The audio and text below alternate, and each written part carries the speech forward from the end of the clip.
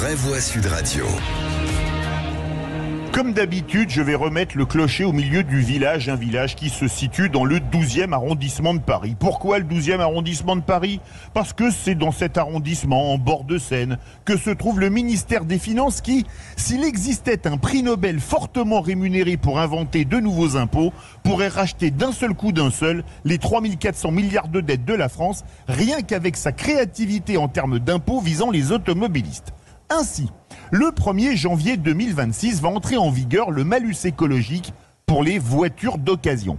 Vous avez bien entendu, le malus écologique qui peut être confiscatoire, puisqu'il peut atteindre la somme pharaonique de 70 000 euros, ne sera plus réservé aux véhicules neufs, mais également aux véhicules d'occasion qui pèsent plus de 1800 kg ou qui émettent plus de 131 grammes de CO2 par kilomètre. Cette nouvelle taxe concernant les véhicules immatriculés après le 1er janvier 2015 qui n'ont pas payé le malus écologique.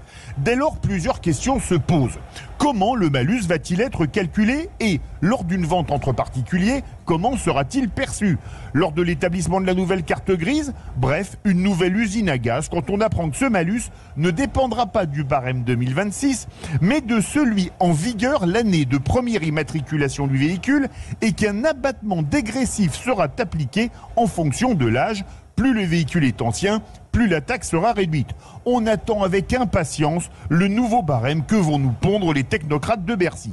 Mais le pire dans tout ça est l'appellation utilisée, malus rétroactif, car rappelons qu'une loi rétroactive est toujours une loi scélérate. Le summum de l'intelligence est que cette taxe va frapper des véhicules d'occasion très majoritairement européens, puisqu'il s'agit des SUV et des grosses berlines, et que, selon son montant, il sera peut-être plus intéressant d'acheter un véhicule chinois neuf.